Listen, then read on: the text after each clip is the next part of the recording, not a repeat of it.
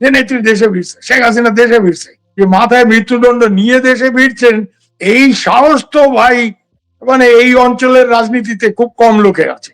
হ্যাঁ, আমি এইটা জোর গলায় বলতে পারি যে উনি যদি শেষ পর্যন্ত সত্যি যান এবং মাথায় এটা নিয়ে যান, মানে অবভিয়াসলি মানে এই ধরনের সাহস, সাহস বলো দুঃসাহস বলো, বা অনেকে বলে যে সুইসাইডাল কারেজ, হ্যাঁ বহিনজি এসব কেয়া কর রা। কারণ আমি এইটা জানি, দিল্লিতে প্রচুর আমাদের সিকিউরিটির লোকজনের সাথে আমি গত 3-4 দিনে কথা বলেছি, তারা সবাই বলছি বহিনজি আচানক বল দিয়া কেয়া বাত হ্যায়, they are also caught by surprise. তাতে করে তুমি যে লাস্টে যে কথাটা বললে, সেটা মনে হয় যে ইন্ডিয়ানদের একটা চাপের মধ্যে ফেলে যে আমি যাবো, এবং আমি ঘোষণা করে দিচ্ছি এখন যদি আমি না যাই আমার ইজ্জত থাকবে না, so you let me go. এতে করে তোমরা এটার জন্য যা করার, অর্থাৎ তোমরা মার্কিনদের সাথে কথা বলো, চায়নার সাথে কথা বলো। ভারত এবার ব্রিক্স এর চেয়ারম্যান।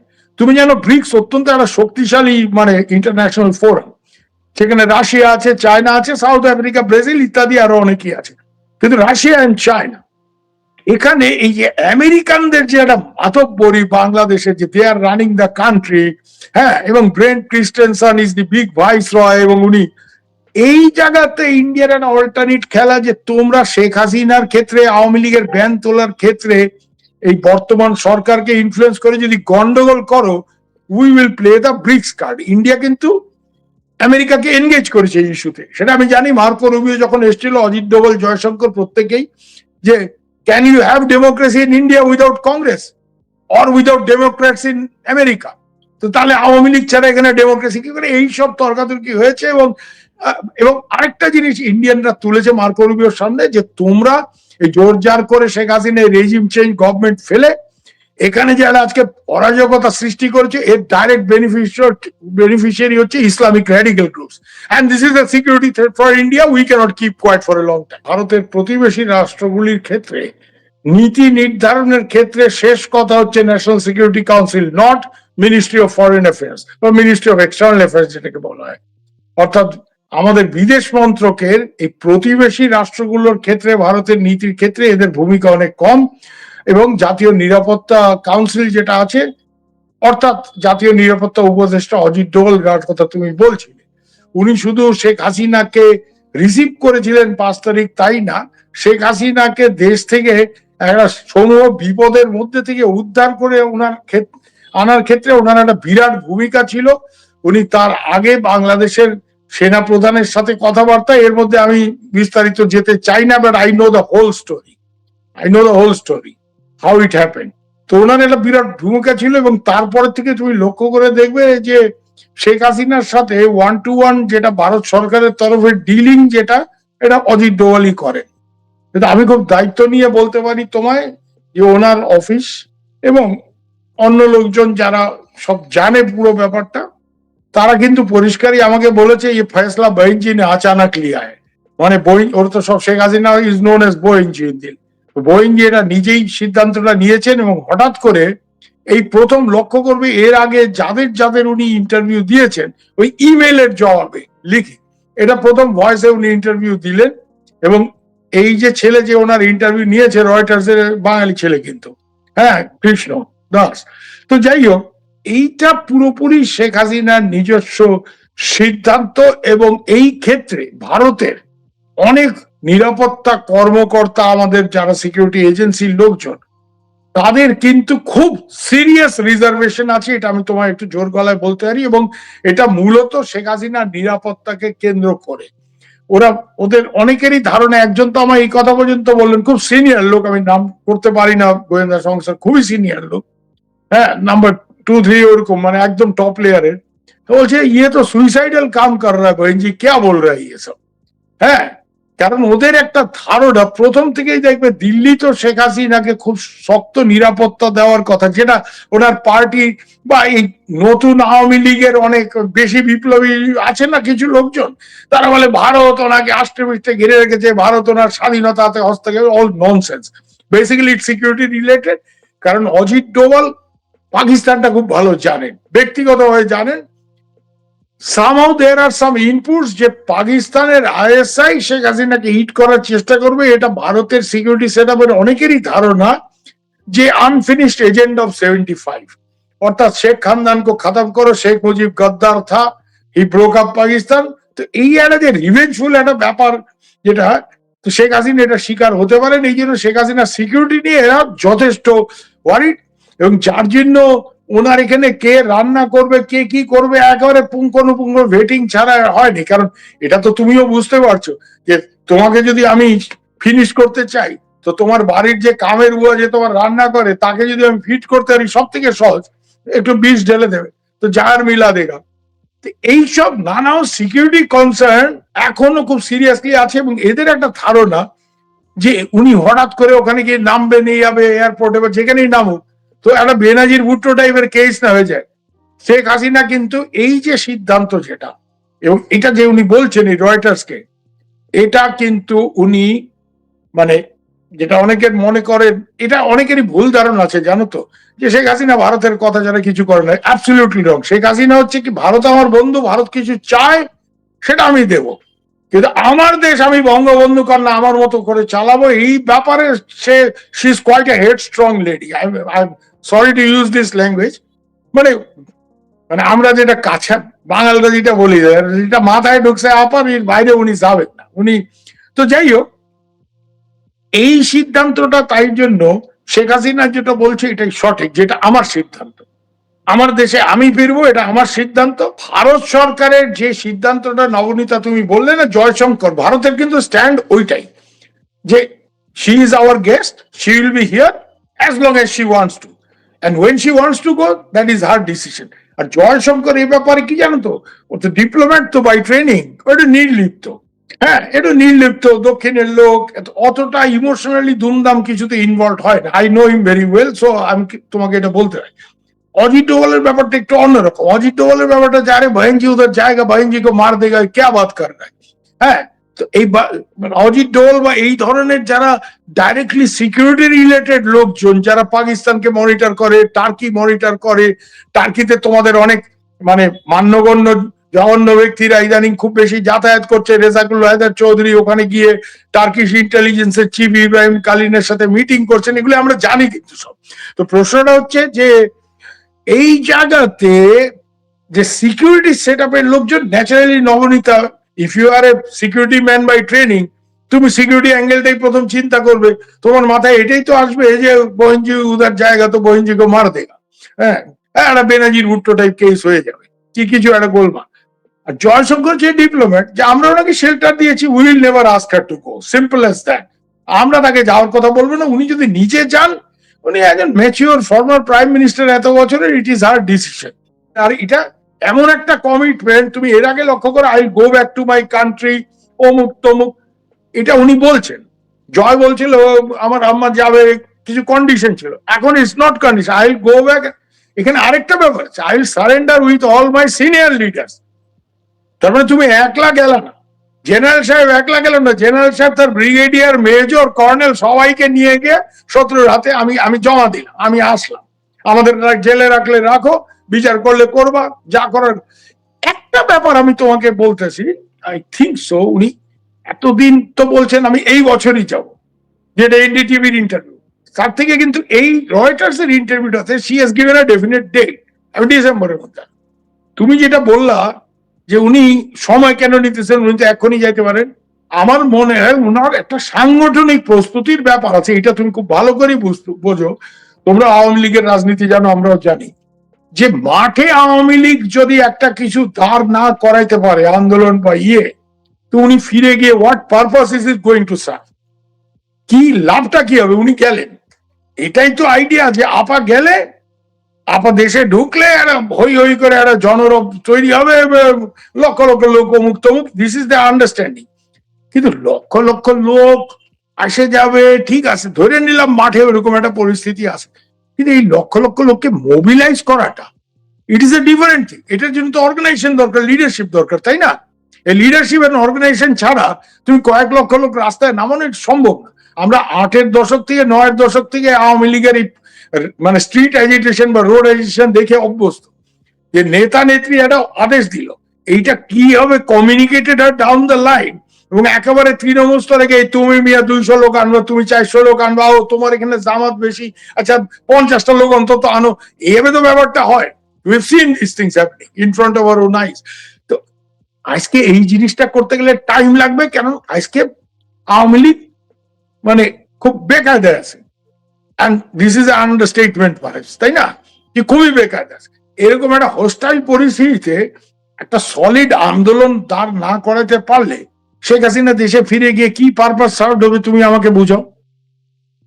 তো এই জায়গাতে I think she is taking some time, হাতে একটু সময় নিয়ে, যাতে মিনিমাম অন্তত, উনি তো প্রচুর যোগাযোগ করেন, প্রচুর গ্রুপে কথা বলেন, এইসব করেন, এইবার হচ্ছে ডিসাইসিভ অ্যাকশনের সময়। এতদিন তো সব কথাবার্তা হচ্ছে, হ্যাঁ উনি খোঁজ খবর নিছেন কার কি অবস্থা, উনি বোঝার চেষ্টা করছেন দেশের ভিতরে অবস্থা কি, সংগঠনের অবস্থা কি, নেতা কর্মীদের অবস্থা কি, হ্যাঁ কে জেলে গেছে, তার বাড়ি ঘরের অবস্থা কি, this and that.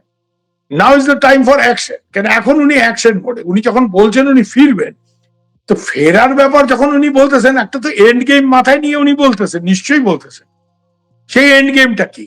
Obviously and গেমটা অ্যাট দ্য ভেরি লিস্ট ক্ষমতায় কালকে উনি ফিরে চলে আসবেন আন্দোলন করে, এটা আমিও মনে করি না, ওই অত সোজা না।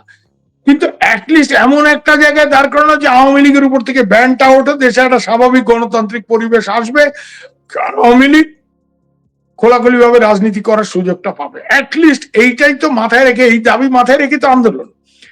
এইটা করতে গেলে যে প্রস্তুতি দরকার, সেটার জন্য উনি সময় নিতেছেন। কিন্তু আমি আবারও বলবো যে সময় যেটা উনি নিচ্ছেন, ধরো এখন জুলাইয়ের ধরো প্রায় অর্ধেক, তো জুলাইয়ের অর্ধেক, August, September, October, November, December, মানে 5-5.5 মাস হাতে আসে। বলতে পারো এটা যথেষ্ট না হলেও মানে মোটামুটি অনেকটা সময়। এই সময়ের মধ্যে উনি দল কে কি করবে না করবে একটা মোটামুটি একটা মানে একটা নীল নকশা, আন্দোলনের নীল নকশা সামনে নিয়ে উনি দেশে ফিরবেন। কিন্তু দেশে উনি যে ফিরবেন এই নিয়ে কিন্তু অনেকেরই রিজার্ভেশন আছে, একটা মাত্র কারণ, security. Will guarantee our security. 2 বছরের ইউনূস সাহেবের দুঃশাসন এবং তাতে করে মানুষের মধ্যে একটা প্রবল ক্ষোভ আছে, উনি ওখানে গিয়ে নামলে একটা বিস্ফোরণ ঘটবে, একটা মানে একটা গণ আন্দোলন একটা ভয়ঙ্কর আকার ধারণ করবে, এই ধরনের একটা আন্ডারস্ট্যান্ডিং ওনার আছে, এরকম একটা ধারণা ওনার আছে। এটা খানিকটা ওনাকে লোকজন দিয়েছে, ওনার লোকজন যারা, ওনার দলের লোকজন যারা দেশের ভেতরে আছে কি এখানে যারা বসে আছে যোগাযোগ রাখছে দেশে, এরকম একটা ধারণা ওনার হয়েছে। আরেকটা জিনিস কি জানো নবনীতা, আমার একটা ধারণা, শেখ হাসিনা তো বয়স হচ্ছে, মানে now or never kind of a thing. উনি ভাবছেন যে আমি যতক্ষণ চলাফেরা করতে পারছি, এখনো হাঁটাচলা করতে পারছি। এবং আরেকটা জিনিস ওনার মধ্যে কাজ করে, এটা আমি শুনেছি, মানে গিল্ট কাজ করছে যে অগাস্ট 24-এ আমার কিছু ভুল সিদ্ধান্তের জন্য দেশের এই অবস্থা হয়েছে, তাতে করে আমার দল ক্ষমতাচ্যুত হয়েছে, দলের লোকজন বিভৎস রকমের মানে রিপ্রেশনের, হ্যাঁ অত্যাচারের শিকার হচ্ছে, এবং দেশের মানুষও প্রচন্ড কষ্টে আছে। ওরা তো এই দেশাত্মবোধ একটা জিনিস আছে যে দেশের মানুষ কষ্টে আছে, এবং হুইচ ইজ ট্রু, এটা নিয়ে কোনো ডাউট নেই। হ্যাঁ আমরা নিজেরাই সব রিল টিল দেখছি, দিন দুপুরে 16 বছরের মেয়েকে কক্সবাজারে তুলে নিয়ে হাওয়া হয়ে যাচ্ছে যুব দলের লোকজন। তো যাই হোক, এটা কোনো স্বাভাবিক দেশে হয় না। তো দেশের মানুষ কষ্টে আছে, সবই ঠিক। ওনার এই চিন্তাও কাজ করতে পারে যে আমি আমার ভুলের জন্য এটা হয়েছে, আমি আবার ব্যাপারটা ঠিক করব। এবং এইসব জিনিস যারা শেখ হাসিনাকে চেনে, আমরা, তুমিও চেনো আমিও চিনি, এই ব্যাপার মানে উনি যদি একটা মনে করেন যে আমাকে এটা করতে হবে, উনি কিন্তু করবেন, come what may she will do it. ওনার এই ব্যাপারটা আছে। হ্যাঁ ওনার তো সাহসের তো মানে কমতি নেই, উনি যদি ঠিক করে ফেলেন আমি এটা করুন। হ্যাঁ তো ওই যেটা বাংলাদেশের অনেকেই বলে যে শেখের বেটির মাথায় যদি কিছু ঢোকে তাহলে মুশকিল আছে, উনি যেটা বলে ফেলেন মুখে উনি করবেন।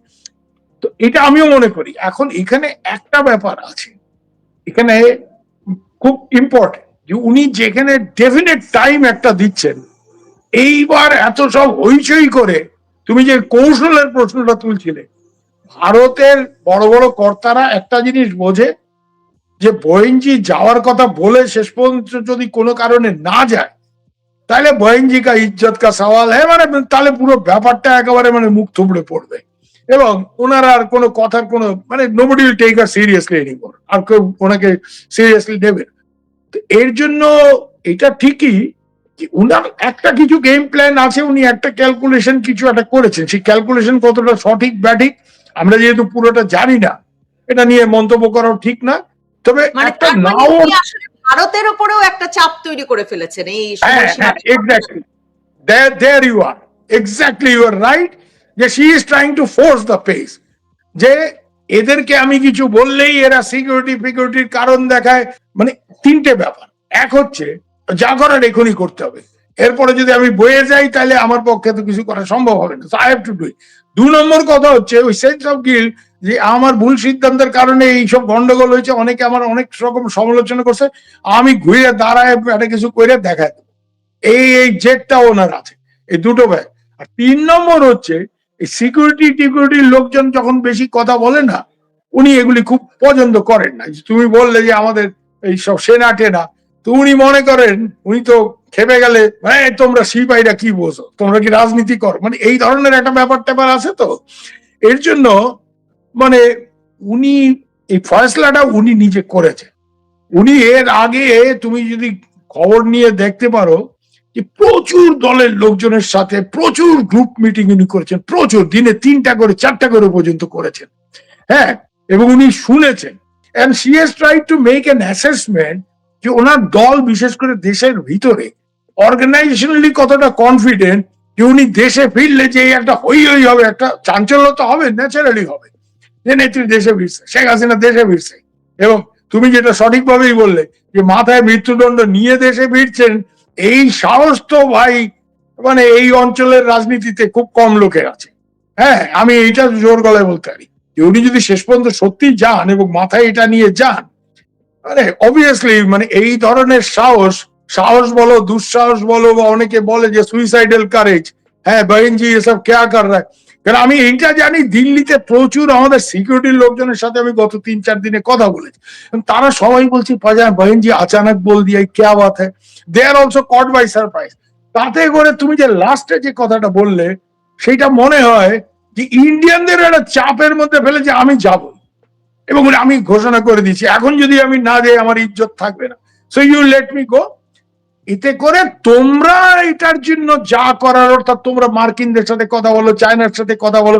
এখানে নবনীতে আরেকটা জিনিস তোমাকে আমি পয়েন্ট আউট করি, মার্কিনরা তো ধরো মানে ওদের তো আমরা জানি ওদের খেলাটা কি, ওরাই শেখ হাসিনাকে ফেলেছে এবং তারপরে ইউনূস সাহেবকে ওরা টিকিয়ে রেখেছিল। এখন তারেক সাহেবের আমলে তোমাদের ওই দক্ষিণ প্লাজা টাজাতে 250 বছর আমেরিকা, মানে মনে হলো যে বাংলাদেশ আমেরিকার 51তম রাজ্য হয়ে গেছে, এরকম একটা ধারণা। যাই হোক, এরকম একটা পরিস্থিতিতে উনি যখন যাওয়ার কথা বলছেন, এটা কোন সময় বলছেন জানো?